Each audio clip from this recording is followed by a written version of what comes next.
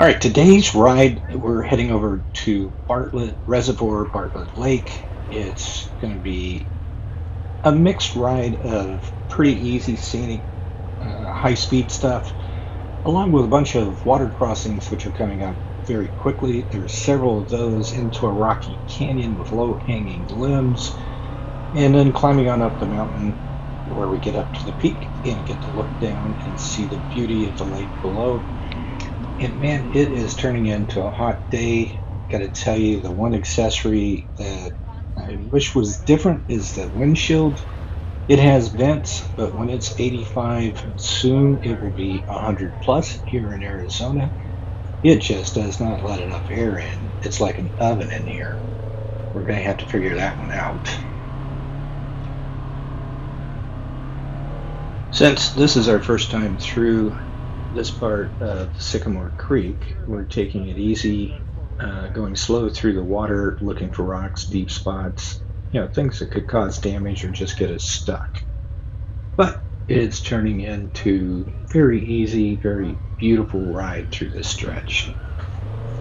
Of course, we're running through pretty much the entire ride in four-wheel drive and low. You'll see in an upcoming spot where I did have to turn on the differential when I get stuck, but we're not there yet, so wait for that one.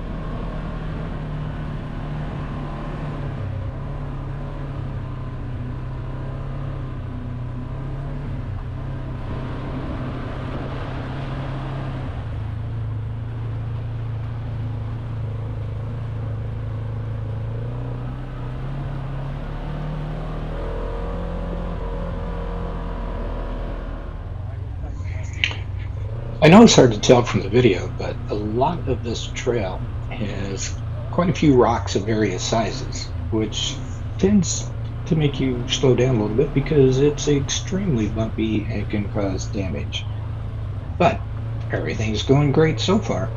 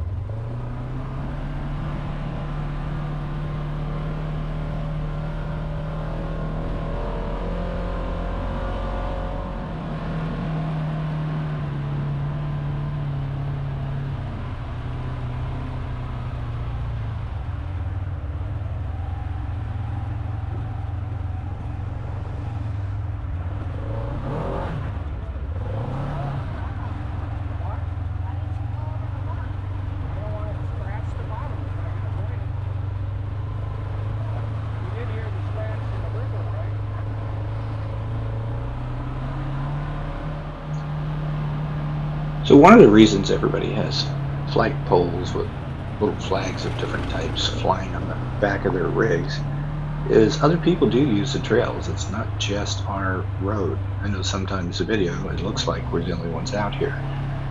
So we're trying to give everybody the best view, the warning, here we come. We even drive with our headlights on. Anything we can do to help. And then, of course, there's always the hand sign holding up however many fingers for how many people are behind you. And then the last person does a fist to say the end.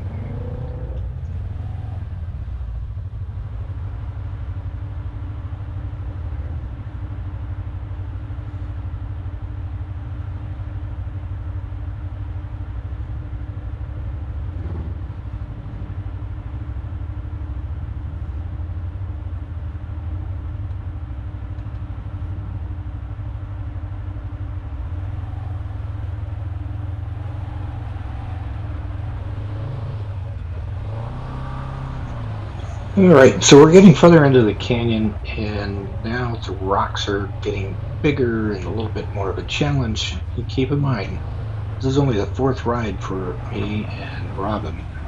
So rock crawling and picking the correct line is new for us. We're going to see how well we do. Well, I'm going to give you a heads up.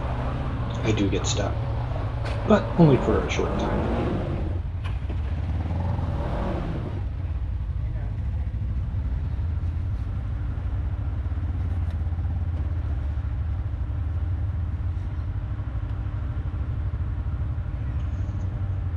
So as the rocks get bigger and less space between them, we get to see how the guys in front of us with the 64-inch wide rigs manage to squeeze through things that our 73-inch wide vehicle has to find some way to go up and over because it will not fit between the rocks.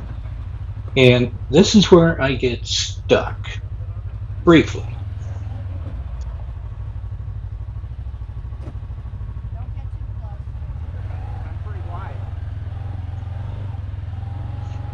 So because of the engine noise, the rest of the group thought I said we're through just fine. The reality is I was turning on the differential to see if I could get myself between these two rocks, going up a little bit on one side. But I didn't get the line quite right, and the next thing you know, I'm wedged between rocks, and I was not going to go forward, but everybody else left thinking we were good. Now, I do have a CB radio, and so does Larry, but I forgot to turn it on.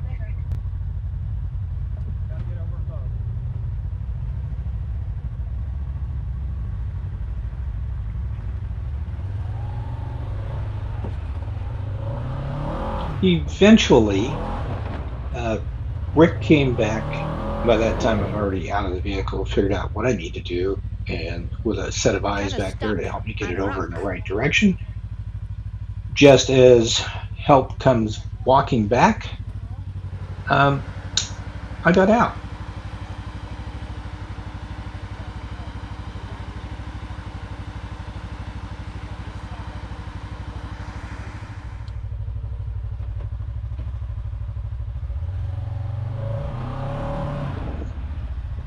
So Larry and Doug had to walk about a half mile back down the trail to offer help, but they got there just in time to see me bounce out. And then there was a half mile walk back up the hill.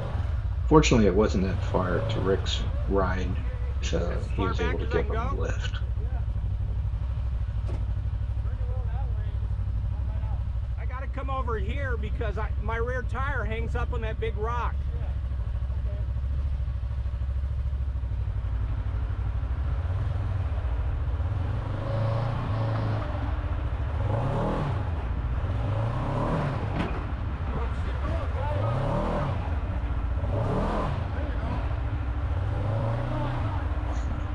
You may have noticed Robin holding a GoPro and videoing this whole event of me trying to get unstuck.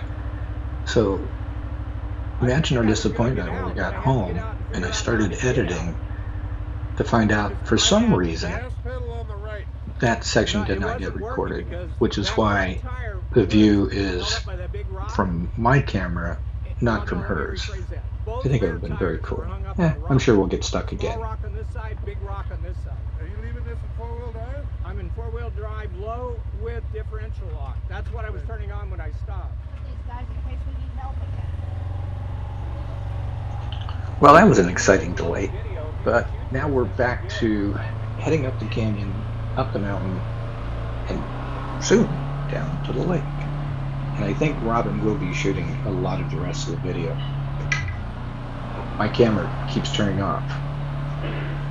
Turns out these GoPros do not like to be left on for extended periods when it's 85 to 100 degrees. They overheat and they just turn off. You never know when that's going to happen. So I think we're going to start just shooting short clips, which will make my editing quite a bit easier too. If you can imagine trying to sort through 6 hours of video just to find 15-20 minutes. What a pain.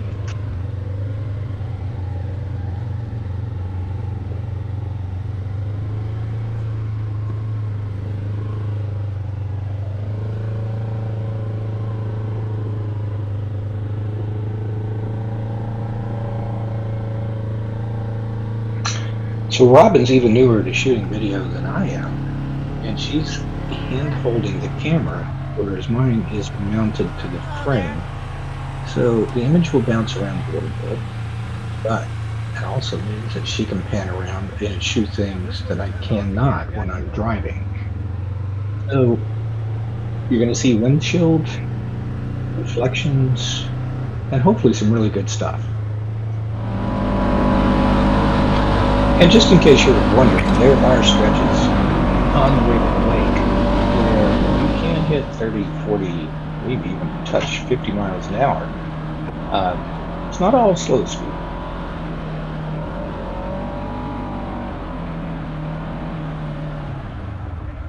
All right, so after about 55 minutes and 5 miles later, we're finally at the top of the mountain. Is that Bartlett And Lake? that is Bartlett Lake or reservoir off in the distance and our destination. We got that. All right, now we're on our way down to the lake, and it's an okay descent, a little on the steep side, but nothing terrible.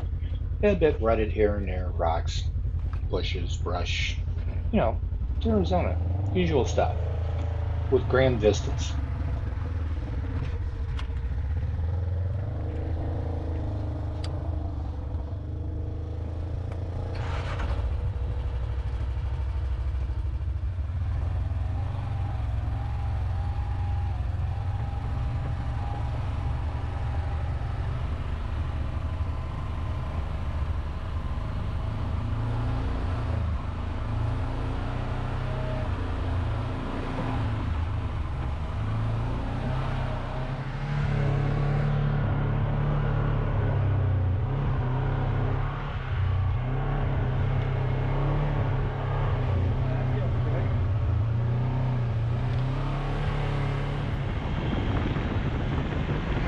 So Robin held the camera out the window, did recording all the way down the hill to the lake, and then it was time for lunch.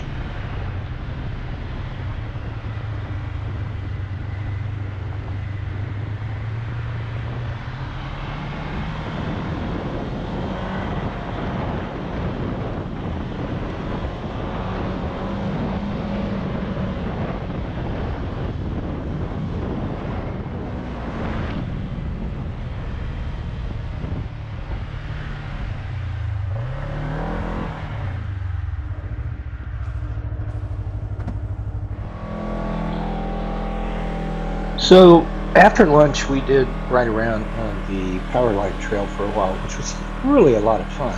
But I didn't get any good video to show you just how up and down and off camber it really was fun. But here we are on our way back, and up the hill, down the hill, and pretty soon we'll be back to the rock.